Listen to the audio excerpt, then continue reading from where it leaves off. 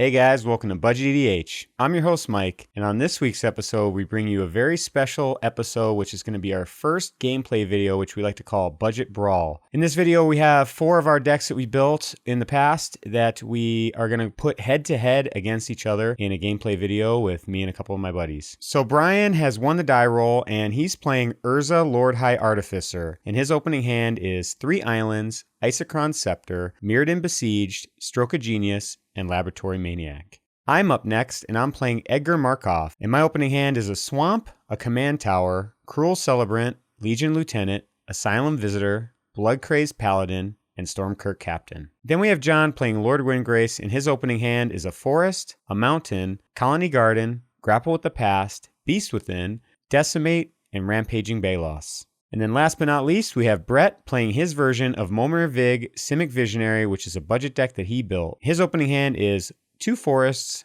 2 Islands, an Unwind, Beastcaller Savant, and Cold Eyes Selkie. Enjoy the video. If there's any cards that you see in this video or any decks that you like, go to tcgplayer.com, use our affiliate link.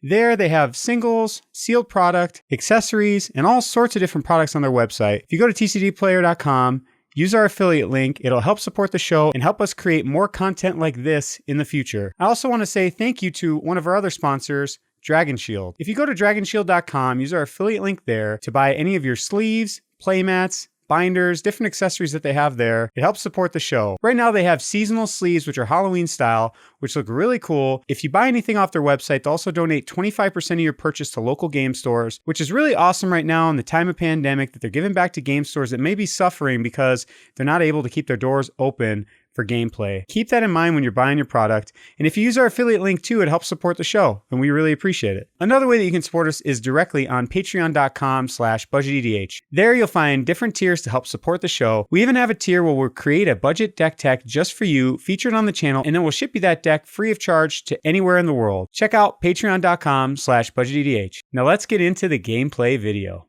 Brian starts out his turn by drawing a card and plays an island for turn and then passes.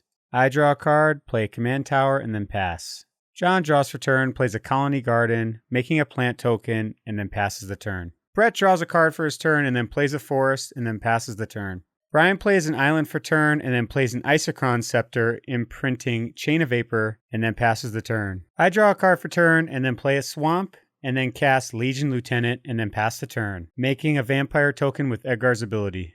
John plays a mountain for turn and then passes. And then Brett draws a card for turn, plays an island, taps out to play Beastcaller Savant, attacking Brian for 1, and then passes turn. Brian untaps, draws a card, plays an island, and then he taps out to play Mirrodin Besieged, choosing Mirrodin, making tokens whenever he plays an artifact, and then passes the turn. I untap, draw a card, play an Exotic Orchard, then I tap 2 to play a Boros Signet, and go to combat, swinging 1 vampire at Brian and another at Brett, and then pass the turn. In my end step, John plays Grapple the Past, milling the top 4 off his library, and then getting back an Evolving Wilds, plays it for turn, and then cracks it in his end step to get a mountain. Brett untaps, draws a card, plays a forest, and then plays a Commander Sphere, and then attacks Brian with his Beastcaller Savant, and then passes the turn. Brian draws, plays an island, and then he taps 2 to play an Ethereum Sculptor, giving all of his artifacts a reduced mana cost, making a mirror token with Mirrodin Besieged, since it is an artifact, and then he goes ahead and passes turn back to me. I untap, draw a card, play a swamp, and I tap 3 to play another Lord, Stormkirk Captain this time, giving all my vampires +1/+1, and then also making another vampire off of Edgar's ability. Then I also play a Cruel Celebrant, making yet another vampire. And then I go to combat, swinging the Legion Lieutenant at Brian, and then my other vampire at John. And then I pass the turn. John untaps, plays a swamp, and then taps out to play Decimate, making several enemies in the process. Choosing Commander Spear, Mirrodin Besieged, Stormkirk Captain, and Command Tower as his targets. And then passes the turn back to Brett. Brett untaps, draws a card, plays an island, and then taps out to play Momir Vig, passing the turn. On Brett's end step, Brian uses his Isochron Scepter to bounce Legion Lieutenant back to my hand, and then goes to his turn. He draws a card, and then taps out to play Urza, making a Karnstruck token. And then he also plays Everflowing Chalice for 0, which is nice because Urza lets him tap that for a blue mana, even if he plays it for 0, which is really nice. And then Brian passes turn back to me, which I untap and draw a card. I tap 2 to play my Legion Lieutenant out again, getting another vampire off of Edgar. I tap another 2, playing Asylum Visitor, getting yet another vampire off of Edgar. And then I go to combat, swing my 3 vampire tokens at John because of the Decimate. John untaps, pays 2, and then plays Explorer, playing a Warp Landscape. And then John taps 3, plays Beasts Within, and then targets the Isochron Scepter, which Brian uses to bounce Momir Vig back to Brett's hand, saving the table from some nasty stuff that was about to happen. John passes the turn, and then Brett untaps, draws a card, plays an Exotic Orchard, and then taps 3 to play a Cold-Eyed Selkie, and then passes the turn back to Brian. Brian untaps, draws a card, and then plays an Island for turn, then taps 3 to play a Trinket Mage, searching his library for an artifact card with 1 converted mana cost or less. And to no one's surprise, grabs a Soul Ring and puts it into his hand, and then taps 1 to play it. And in response, Brett taps 3 and casts Unwind to counter Soul Ring, untapping 3 lands in the process. And then Brian passes turn, leaving up some blockers. And then I go to my turn, untap, draw a card, cast a Vicious Conquistador, getting yet another vampire. And then I attack with my vampire tokens, 3 at Brett and 2 at John. And then I pass the turn to John. John goes to his turn, taps 5 mana to play Windgrace, which is quickly countered by Brett in response. And then he passes. And then Brett goes to his turn, draws a card, and then goes to combat, attacking Brian with Cold-Eyed Selkie, and then drawing a card off of his triggered ability. Brett then casts a very non-budget Spellseeker, searching his library for an instant or sorcery card, and eventually finds Flash, which you may be asking yourself, how does he have Flash in this deck? Well, this gameplay video was recorded before Flash was banned quite a while ago, before the pandemic. It was still legal in this game, and he grabs it from his library and puts it into his hand. In Brett's end step, Brian casts Stroke of Genius for 3, drawing 3 cards, and then passing the turn back to Brian. And then Brian goes to his turn, untaps, draws a card. Brian plays a Tormod's Crypt, and then taps 5 to activate Urza's ability, shuffling his library and revealing the top card of his library, and then he can cast it for free. Brian finds an island, which he already played for turn, so it gets exiled permanently. And then he passes the turn back to me. I go to my turn, untap, draw a card. I tap 3 mana to play Maverin Fane, getting another vampire token, which Brett promptly counterspells with Rewind, untapping 4 lands. And then I go to combat, swinging 4 creatures at John, and then 5 tokens at Brett. And then I pass the turn back to John. John untaps, draws a card, and then taps 6 mana to play a Wildfire, which everyone grumbles quite a bit about, which will wipe the board and also destroy 4 lands. And it resolves because nobody has any counterspells, and then my Cruel Celebrant triggers, dealing 10 damage to each opponent. And everything dies in the process. I float 2 mana in response to Wildfire, killing all my lands, and then I play a Bloodcrazed Paladin at end of turn, which comes in with 17 +1/+1 counters for all the creatures that died this turn, also making me a vampire token off of Edgar's abilities. And then John passes turn, and Brett plays an island for turn, and then passes. And then Brian goes to his turn, taps 3, and plays a Laboratory Maniac, and then passes turn. I go to my turn, and then swing with Bloodcrazed Paladin at Brett, killing him, and then passing the turn. John untaps, plays a Ghost Quarter for turn, and then taps 3 to play a Centaur Vinecrasher, which comes into play with 16 +1/+1 counters on it for all the land cards in all graveyards, and then this thing also has Trample, and then he passes the turn after that. Brian goes to his turn, untaps, draws a card, plays a Seed of Synod for turn, and then taps 3 to play Psy Master Thopterist, and then passes the turn to me. I draw a card, and unfortunately, it's not a land. And then I pass turn, leaving back my blocker for that Vinecrasher. John taps 3, plays a Harrow, sacrifices Colony Heart Garden, and then grabs 2 basic land cards, puts them onto the battlefield untapped, choosing 2 mountain cards, putting them onto the battlefield untapped. Then John passes the turn, and then passes to Brian, who Brian goes to untap, draw, plays a Jeweled Amulet, and then passes to me. I finally find a land card and play a Caves of Koilos, playing a Vampire Cutthroat, making another vampire token, and then pass the turn back to John. John goes to his turn, untaps, draws a card, and then he puts 4 +1/+1 counters onto Scoop Mob. Then he taps 4 to play Mina and Den Wildborn, and then goes to swing at me with his giant Centaur Vinecrasher.